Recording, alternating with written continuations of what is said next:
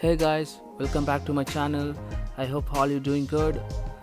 As I told on my last vlog that I'm going to upload the English version of the Thames River ride, and finally here's the video now.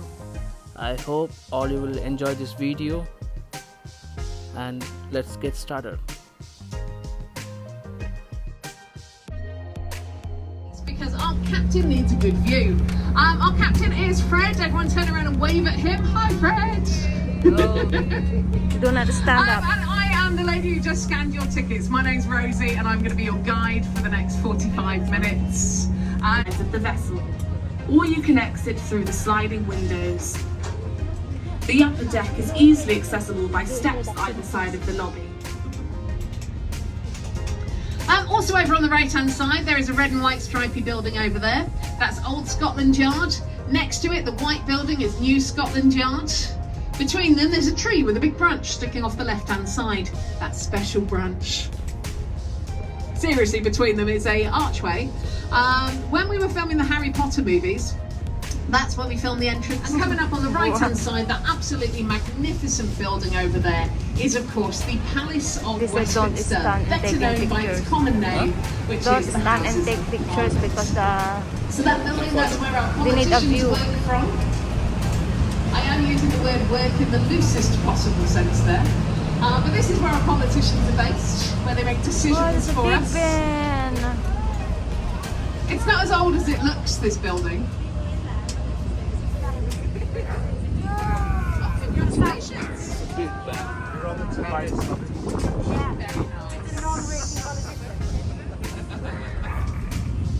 So this building is not as old as it looks.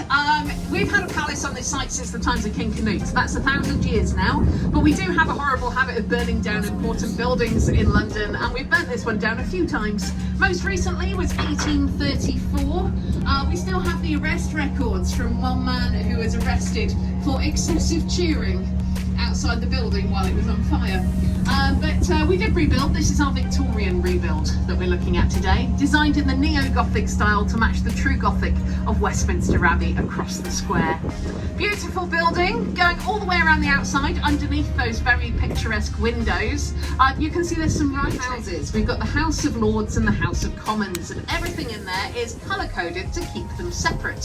So you can see two terrace restaurants with coloured awnings, one red, one green. The reason to keep them separated is the House of Lords is mostly rich old white men. The House of Commons, that's our elected politicians. We were trying to keep the politicians away from all the money to stop them being corrupted. No punchline needed. Directly across the river from the Houses of Parliament, so ahead of us now, we have got a hospital. This is St Thomas's Hospital. St Thomas's Hospital is where Florence Nightingale used to work. Florence Nightingale was a nurse. She was famous for never leaving a dying man to die alone during the Crimean War. And when she came back to London, she set up a school of nursing which revolutionised healthcare in this country. She even taught doctors a thing or two. She taught them to turn up on time and sober, and to wash their hands before performing any duties. This was revolutionary stuff in her day. It's still a training hospital today. Any nurse who trains in St Thomas's Hospital will have the honorary title of a Nightingale in her honour.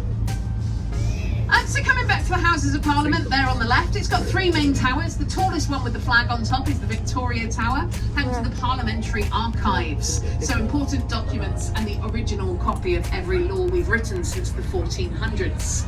The central tower is just a chimney. There's no glass in those upper windows. Our politicians are full of hot air and we need to let it escape somewhere. But the most famous tower is of course the Clock Tower.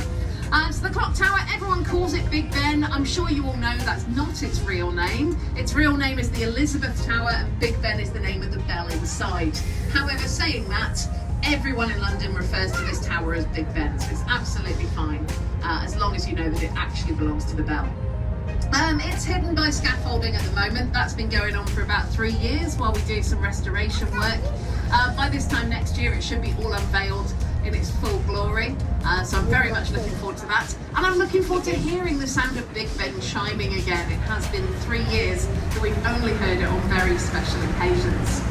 The name Big Ben comes from the man in charge of the rebuilding of our Houses of Parliament in the 1940s and 50s.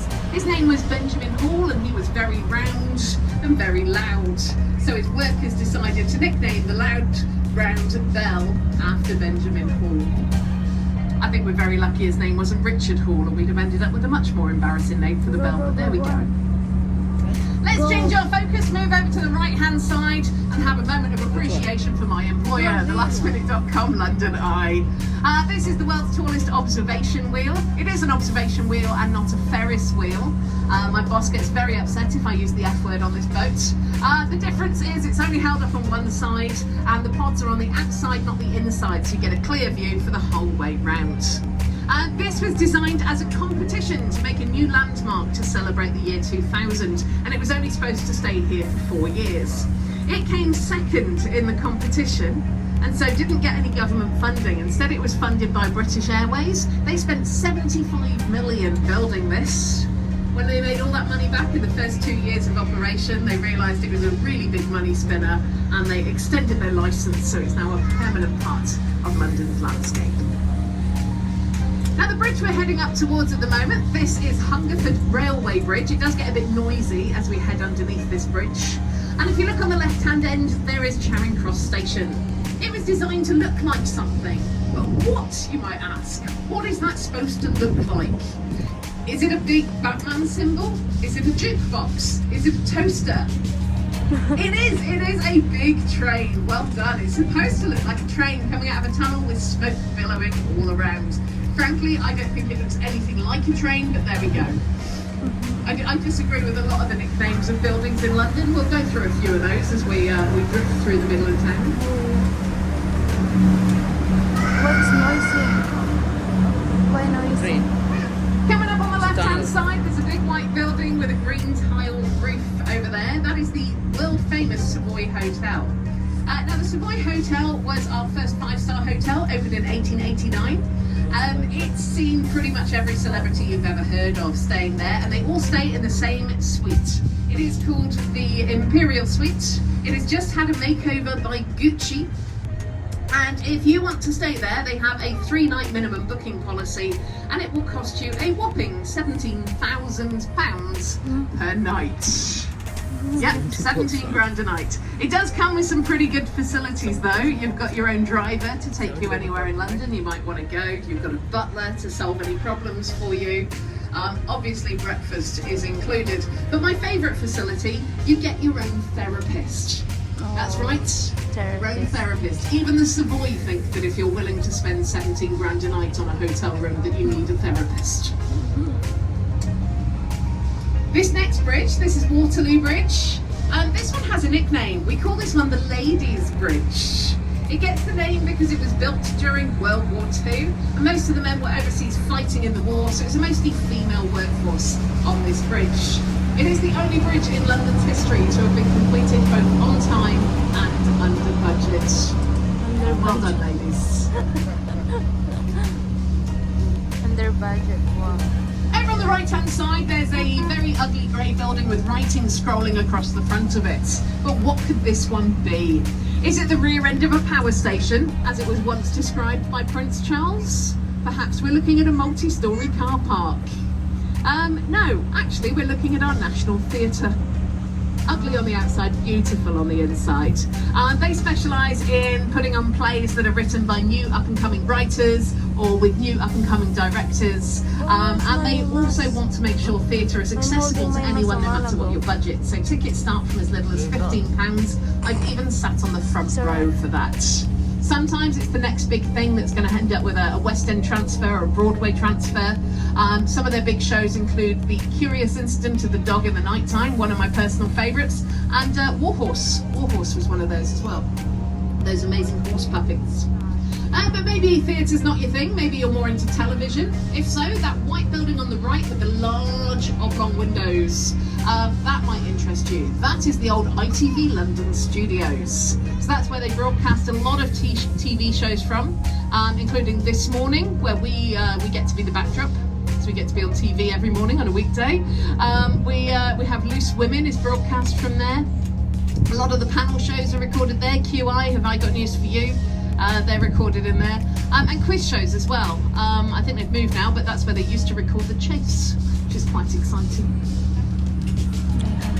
Now let's talk about one of our newer buildings. So coming up ahead on the right, there's a skyscraper there with a strange bump on the right-hand side. This is One Blackfriars, but we like to give buildings nicknames. We've not really settled on a nickname for this one yet because it's quite new. It was only finished in 2018. There has been a few suggestions for the nickname though, so let's see what you think of them. The Vase, the Baby Bump, the Cocktail Shaker, the Boomerang, my personal favourite, Kim Kardashian. I kind of hope that one sticks. Quite like that. It's actually an apartment building. The bit sticking out of it that you can see, that's because the window cleaners are out today, and the window cleaners are lowered down in what they call a bucket, a big container, so they can clean as they go. It's very difficult to clean a building of that sort of shape. The apartments in this building are pretty pricey. I had a look on a property website recently to find out just how pricey we're talking about. I found a four-bedroom apartment in that building. It was on sale for a whopping £9.5 million. Ironically, that building only got planning permission because there is a severe shortage of affordable housing in the area. I think their version of affordable is a little bit different to mine. We're coming underneath the Blackfriars bridges. The railway bridge ahead of us is actually Blackfriars Station, and those are solar panels all the way along the roof line. They provide 80% of the electricity needed for the entire station, even during a rainy day in winter, making it the most eco-friendly train station anywhere in the world. Now take a little look to the left. You get a lovely view from here of the dome of St Paul's Cathedral, famous for many people from Mary Poppins. Early each day at the steps of St Paul's, the little old bird woman comes. It's a beautiful building. This is our 5th edition of St Paul's Cathedral. The last one burnt down in the Great Fire of London in 1666. This rebuild took 35 years to build, and it was the brainchild of Sir Christopher Wren. Christopher Wren is a huge hero of mine. He didn't just build St Paul's, he built 50 other churches around the square mile of the City of London to replace many of those that we'd lost during that massive fire. He was buried inside his own cathedral, and the words on his tomb simply say, "Reader, if you seek his memorial, look around you." I think that's quite fitting. Now over on the right, coming up, we've got a round white building with a thatched roof on top. That building is Shakespeare's Globe Theatre. The Globe, well, the original Globe was built in 1599. It was partly owned by William Shakespeare himself, but it burnt down after just 14 years in a big fire during a performance of Henry VIII. They had placed a cannon to give the effect of thunder onto the roof of the Globe. What they didn't expect was the shower of sparks that cannon sent over the thatched roof. So that was the end of Globe number 1. Globe number 2 was built immediately afterwards, but it didn't last too long either. It was torn down during the English Civil War by the Puritans, who banned us from going to the theatres. It took until 1997 for us to open our 3rd Globe Theatre, but we tried to build it using only Elizabethan building techniques, so there's not a single metal nail anywhere in the structure. We didn't use power tools because there was no electricity back then, so everything was hand cut and hand carved. It took us 6 years of campaigning to be allowed to put a thatched roof on the building after what happened to the first one, but we got there in the end. It's a fantastic place to go and do a tour around, and if you come back next summer you'll be able to go and see a show. It really is the most authentic place to see Shakespeare being performed. But that's enough culture for now. Let's talk about every Londoner's favourite hobby. On the right, we've got a lovely pub. This one's called the Anchor. It's been here since 1620. There's been a pub on the site since the 1300s. It's long been a site of smugglers and pirates coming together to have meetings.